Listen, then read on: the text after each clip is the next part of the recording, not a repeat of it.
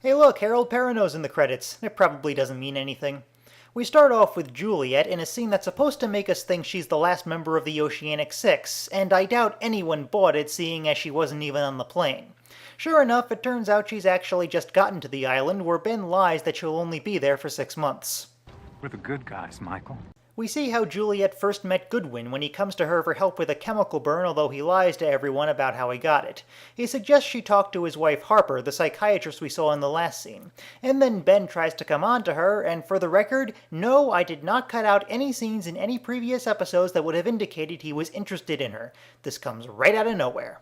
Harper informs Juliet that Ben's interested in her because she looks, quote, just like her, and this is never followed up on, although I'll do the show the favor of assuming it's referring to Annie. More importantly, she knows Juliet and Goodwin are sleeping together, so yes, we just completely skipped over what would get Juliet to sleep with a married man, probably because they knew there was no way to make her look good. So then why bring this up in the first place? It's not like any of this ever comes up again anyway. We see the day of the crash again with some pretty shameless retconning as Harper is suddenly there, and then a bit later as Ben ups the creepy by tricking Juliet into a romantic dinner date. He also gets to talking about Zach and Emma, you know, the little kids the others kidnapped who have barely been seen since. Let's see what he has to say. Ben, they've been asking me about their mother in Los Angeles. I'm not really sure what to say. They'll stop asking in time. We're the good guys, Michael. He also refuses to get Goodwin back now that his job is over, and of course that results in Goodwin getting killed. Juliet accuses him of deliberately doing it to get Goodwin out of the way, and he doesn't even bother to deny it, instead saying, After everything I did to get you here, after everything I've done to keep you here, how can you possibly not understand that you're mine? We're the good guys, Michael. And after seeing all this, you can completely forget it, because none of this ever comes up again. I'm really at a loss for words here. You can't just introduce a major new aspect of a character like this and then just ignore it. Now, I have my problems with Aaron Sorkin, but when he needed Jed Bartlett in bed for an episode, and just on a whim gave him multiple sclerosis, he didn't try to say that didn't exist afterwards. It remained part of the character for the rest of the show's run. You're getting outdone by the guy who thinks news anchors should have brains from 2 years in the future, people! Jack can't find Daniel and Charlotte anywhere, and Jin says he saw them going into the jungle. Why didn't he say anything? 왜 아무한테도 얘기 안 했어요?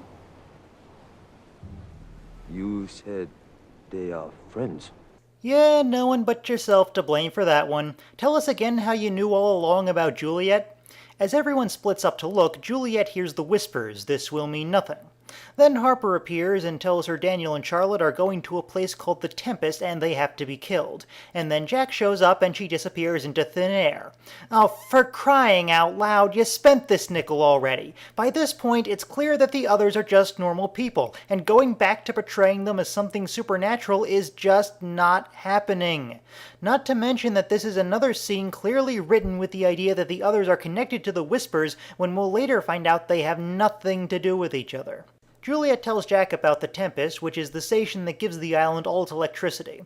And remember how Kate was kicked out of the village and is now on her way back to the beach? Well, it turns out Daniel and Charlotte just happened to be right on the route, which kinda makes you wonder how Jack and Juliet haven't caught up to them.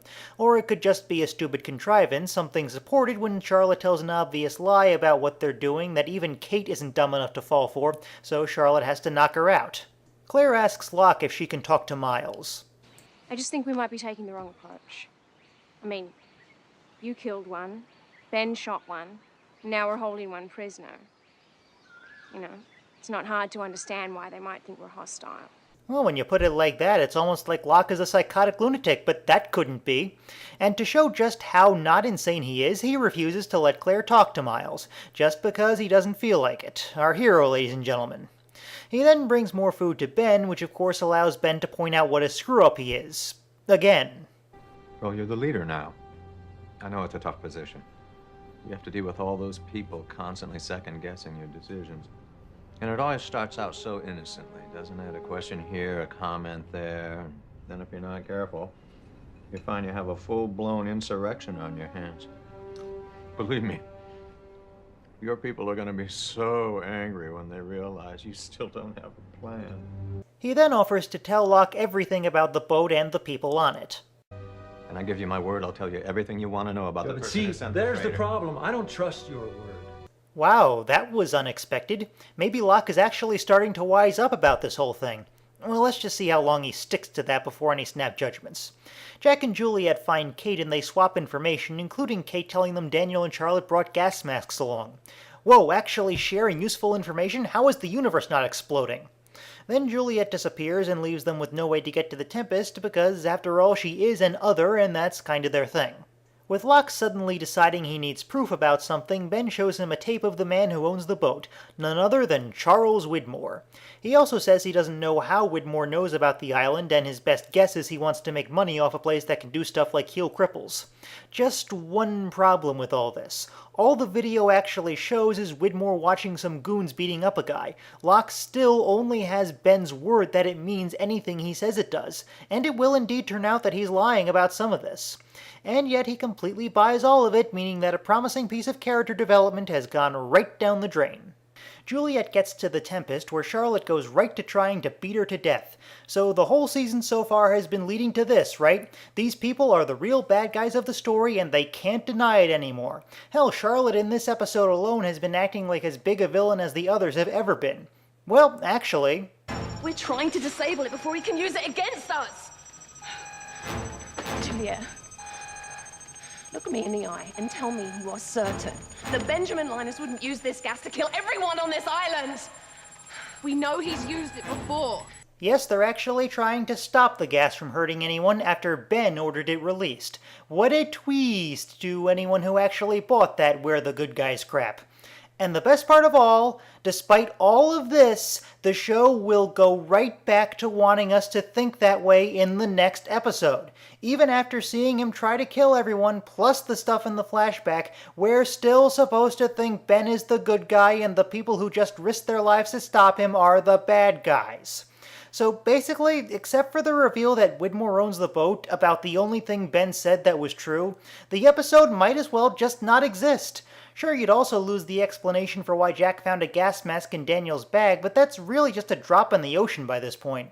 Now is when Jack and Kate show up, so Charlotte has some explaining to do about why she knocked Kate out. I'm very sorry about that, but I had no choice. Really? That's the best you got? Why didn't you just have her talk right to the camera and say she needed to act like a villain to make the episode work, and there was no other reason? It would make about as much sense. Then Jack and Juliet just decide they're in love because that makes about as much sense as anything else. And Locke lets Ben out because that does too. It's like a perfect storm of why the hell not. My score for The Other Woman is 1 out of 10. Everything I hate about the show is here. Morality that's way off the rails, character development that's never been hinted at and will never go anywhere, and a story that only exists because no one will fucking talk to each other. It's just one big idiot plot, and it's particularly amazing that they would throw in this piece of filler that is actively at war with the story they're trying to tell when they already knew when the show would be ending. It's easily the low point of the season, and when you're up against Eggtown, that's saying something.